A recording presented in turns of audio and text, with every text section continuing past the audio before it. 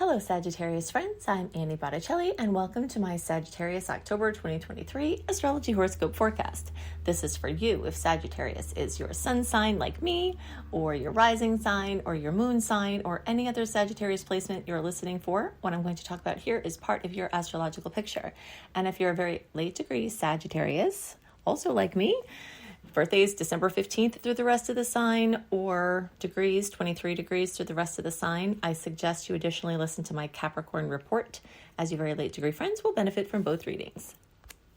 I'm calling the theme of this month for Sagittarius 40 wishes. It's your turn now, and we're going to get into what that is all about. It's a very exciting thing that goes on. And Saggies are going to be benefiting from that big time. We also have an eclipse in a very friendly angle for us, as well as a bunch of Libra placements, which are giving us kisses. And we've got the crazy, intense, long final chapter of the long story of the Taurus-Scorpio eclipse cycle that started at the end of 2021. So we'll talk about all of this, plus any other things that I see as lighting up in the chart to know about at this time. So I'm going to hit a couple of things quickly, just some important notes that I'm not going to develop too much, but just so that you have them. The first thing is that as of September 30th, Mercury's post-shadow period is clear. So that means we're out of the Mercury retrograde cycle. So all of those warnings that you've got for Mercury retrograde, they're behind us now. So you've got a good period of time where you can be in the flow. One thing I do suggest if you are a holiday shopper is that you do holiday shopping early this year, because holiday time and close to holiday time is going to be back in Mercury retrograde. And so that's not always the best for trying to buy gifts. So I just figured while I was thinking about it that it does actually favor early shopping. So if you start, if you get your stuff done October into the earlier part of November, or actually a good bit of November, then you'll be more clear for when the next Mercury cycle comes. But for this month, we're clear. It's so much easier to make plans and make decisions, which is good because a lot of decisions are going to have to be made from the news coming from these eclipses. The next thing to know is that as of October 6th, the post-shadow transit for Venus retrograde has passed. So Venus went direct in September, had a several week transition back to moving straight and clear and in full power. So after October 6th, we are completely out of the Venus retrograde cycle. So from both of those personal planets going direct, there will be things that had stalled out, where there was uncertainty, where it was hard to schedule, it was hard to figure out what was going on, things going backwards. A lot of things will switch, a flip will switch, and those will turn moving forward, and possibly very rapidly, because the eclipses will also be ramping things up. Okay, so you will feel that. It will be noticeable and notable. And although our ruler is retrograde still, it started in September, and it will be retrograde until the end of December, we will be feeling that as well. Certain things will be cooling down from Jupiter being retrograde, and certain things will be heating up. So just follow the things that are heating up and don't worry about the things that are cooling down, because there is a natural rhythm at play, and the more you align with it, the more easy everything will be for you.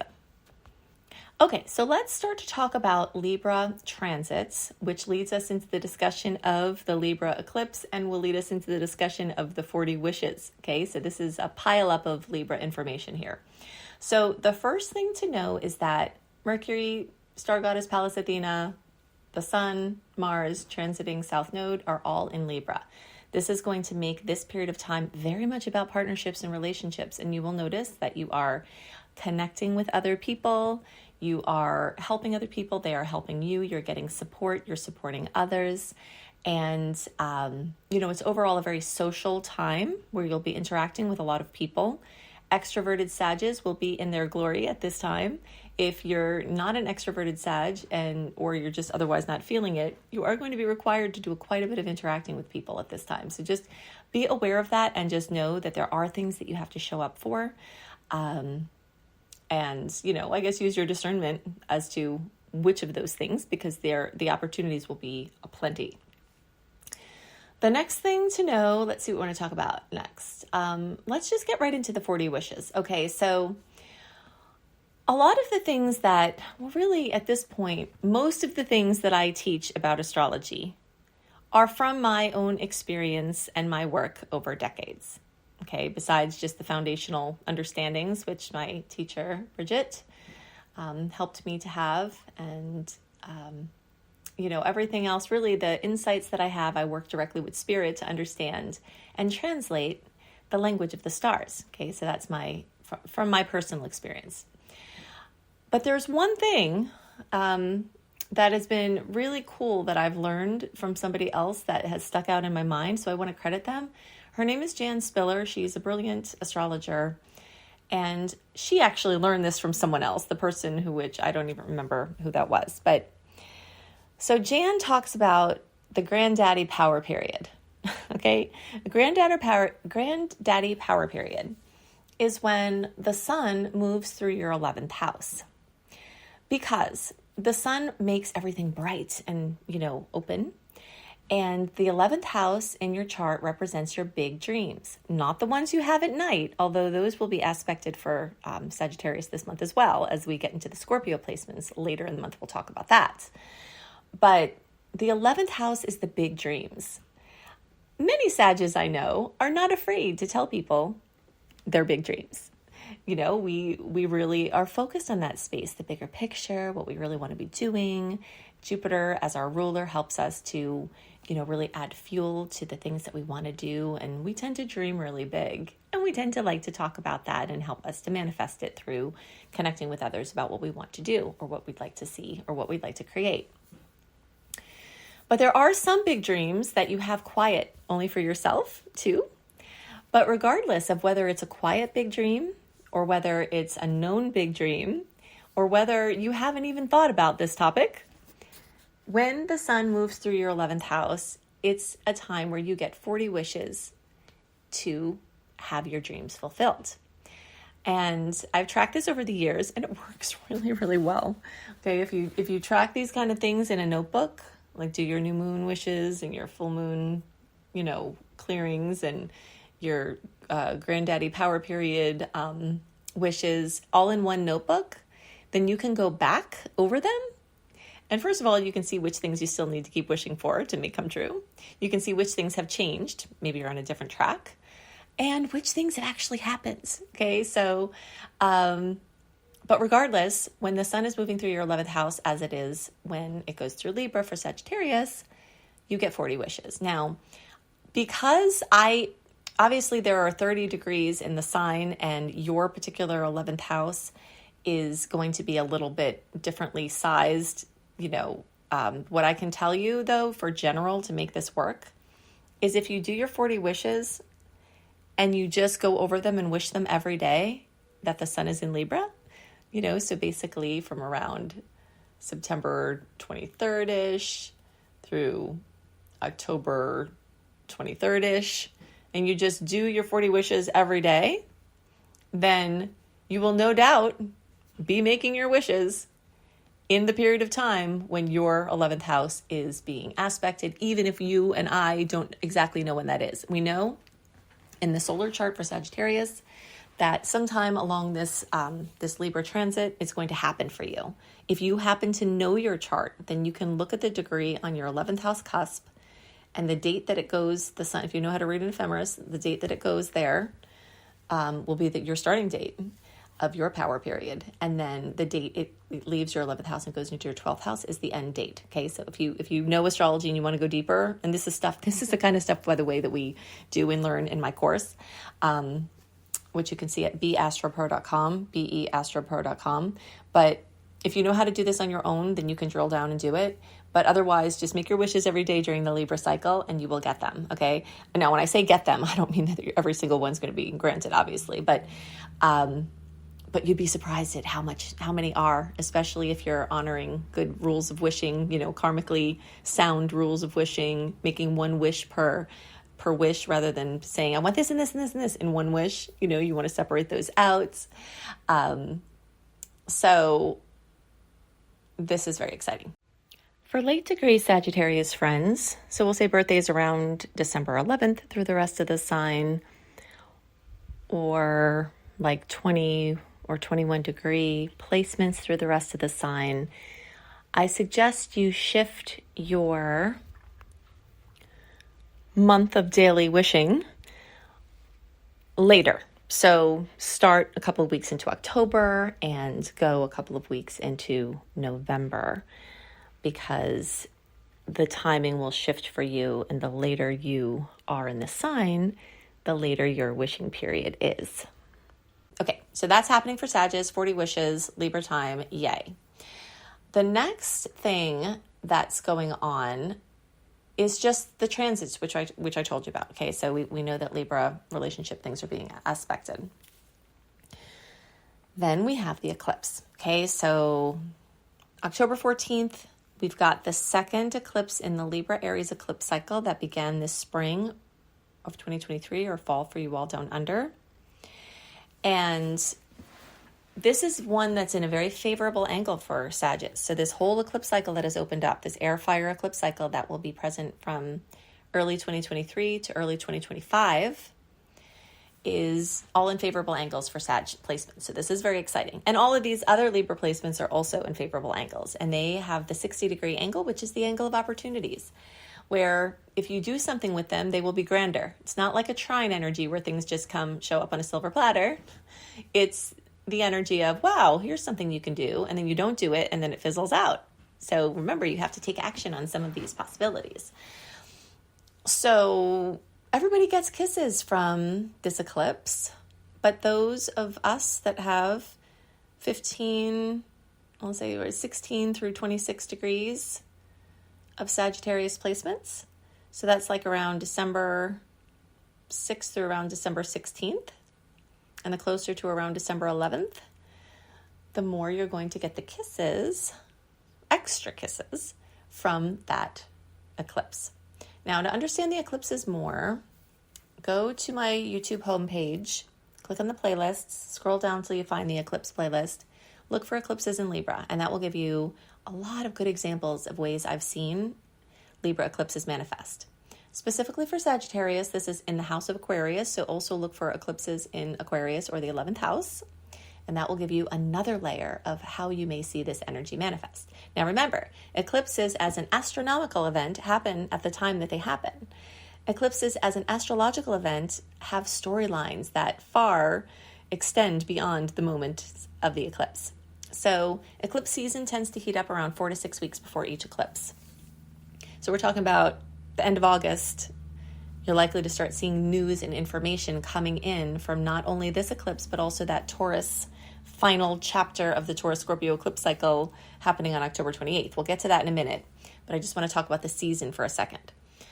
So from the end of August, it's going to be like, wow, okay, information, news coming in, September, October, November, eclipse season, big changes, final dramatic conclusion to the Taurus-Scorpio eclipse cycle, continued active, activity along the Libra-Aries fronts. Now, both the Aries-Libra polarities and the Taurus-Scorpio polarities have to do with me versus we.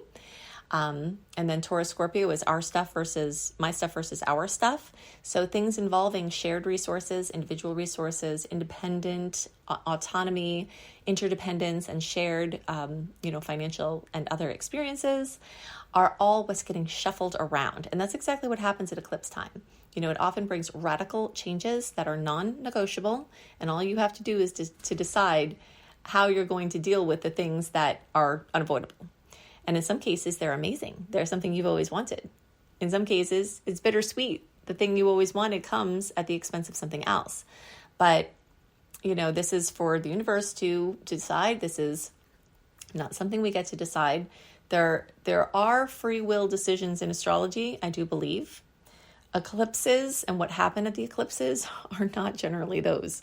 All right. So these are fated occurrences, and you will be feeling that. So very, very big deals. Now, if you are working on clearing old patterns, you may notice that old negative patterns are evaporating right before your very eyes. Problems that you've had in relationships and other karmic, lockdowns and blocks, You may just see them disappear as if they never existed, and you may be freed from karma in an instant. This is one of the benefits of the eclipse cycle, is that you have a sudden understanding of a perspective, somebody else's point of view, your own behavior, your viewpoints, something.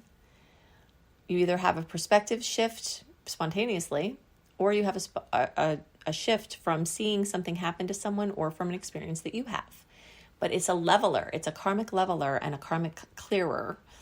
And so expect that a lot of, especially relationship and money karma, is going to be burned off. All right. Now, specifically for Saggies, the Taurus Scorpio eclipse cycle, okay, so the 5-degree Taurus full moon lunar eclipse on October 28th. Again, the season is, before and after that. This has been happening since the end of 2021, these storylines. This is going to shuffle money around, shuffle resources around, but specifically for Sag, this also has to do with your health, okay? This has been aspecting your daily experience versus your ethereal nighttime dream experience. It is aspecting your physical health and your emotional and spiritual and mental health, and traumas that you've had in your life and belief systems and things that have happened to you or your ancestral lineage are coming up to be burned off. So Sagittarius have a massive opportunity with this eclipse to burn off negative health karma, okay? And also negative work karma, experiences in the workplace or challenges. This is going on, okay? So 5-degree Taurus full moon. Not only do we have the eclipse in Taurus, we also have Jupiter still there. We've got Uranus still there. And this is seeking to expand your health. Sometimes Jupiter expands by showing you how much of a problem something is. So something could be getting worse to show you, hey, this is a problem. And then as you deal with the root cause and get your systems together, this is a house of systems, your wellness systems, your stress management systems, your health systems. You may make diet discoveries. For instance, if you are struggling with autoimmune disease, an enigmatic disease complex that just recently people are starting to really understand and diagnose, you may find that avoiding lectins may be a saving grace for you. Okay, I'm not diagnosing, I'm not treating, but I am telling you that this is the type of discovery that may happen at this time where you find out that things that you're eating are making you sick and you haven't been able to pinpoint what it is because it seems like everything. So just look into Dr. Gundry's work, Gundry, about lectins. It's pretty eye-opening. It's pretty surprising. For some people, it's very controversial. But for the people who it helps, it actually could save people's lives and give you a quality of life to understand this. Okay, so, but be looking for that. The more you're on the hunt for things for your physical and mental wellness, and the more you're putting in the time, the more this eclipse can carry through the burning off of the karma for you to be free of these patterns. So I am hoping and wishing for it for you. Okay, so now let's talk about later in the month, as the month progresses, Mercury will get to Scorpio, Mars will get to Scorpio, the Sun will get to Scorpio. That's a completely different scene. Those Libra energies are really nice for Sag. It's social, it's, bubbly, it's engaging, it's exciting, it brings us opportunities. And then it gets into Scorpio and everything is like, for Saggies. Okay, so you may notice at this time in the weeks before your birthday, our birthdays, or if Sag is not your sun sign, in the weeks before the sun crosses over your Sagittarius placement, you might get a little funky, all right? Things might get weird, extra weird in your relationships. You might have difficult perspectives, heaviness in your mind, that you might find that you're feeling off. And some people choose to self-medicate because they don't know that this is what's going on. I'm an advocate for not self-medicating. I'm not judging anyone at all. You're going to in your process and it's going to be how it's going to be.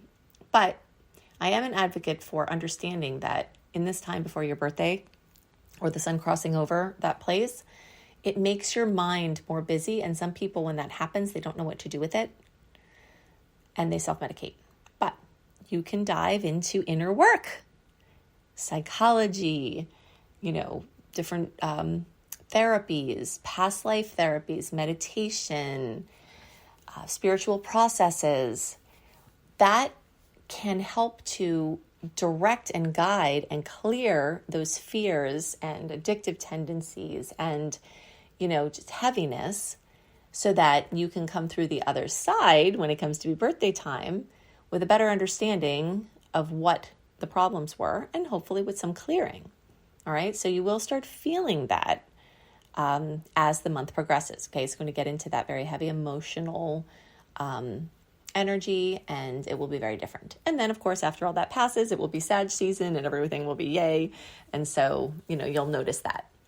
Something else that is a positive thing this month, and actually really all of it's positive, right? I mean, if we use it the right way, this is all positive. So we do have some last juicy drips of Venus being in fellow fire sign Leo from being retrograde in that fire sign for us for so long. Hopefully it's been a really beautiful retrograde cycle of a lot of positive manifestations and healings for you. And you do have some more drips and drops of Venus in Leo before she moves into Virgo. So that's going to bring trines, especially for everybody later in the sign.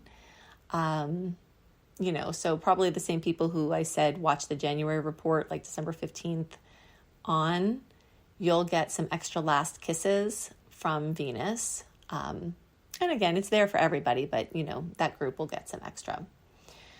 So, action step that you can take right now to help you use astrology more to understand what's going on and to make the most of the starry climate is go to AnnieHelpsYou.com, see all of my free offerings, sign up for my free email newsletter. If you haven't done this yet, you're missing out on my mini astrology lessons. You're missing out on my write-up that I do 1 month early that gives a nice written summary of the month, including specific aspects and the dates and some things you may see from those aspects, my sweet and salty date list, my 28-day virtual coaching program called Shine. This is a power-packed thing that you get for free.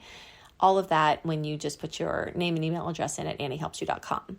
If you want to learn astrology, I've got so many ways you can do that. Go to lumelife.com, Lume life.com. All of these links are also in the notes underneath the video or podcast. If you want to start with the basics, check out my Astrology Basics and Beyond course. Learn to read charts in 6 easy steps. If you have been studying astrology or you're a newbie and you want to just dive right in, join my Becoming a Professional Astrologer Mastery Certification course, and I can help you to do astrology professionally or for your personal purposes, whatever you'd like. If you want to have extra content by me, go to AnnieBAstrology.com, Annie, the letter B, astrology.com, and join my Secret Star portal. I hope you have a wonderful month, and I'll see you next month. Bye.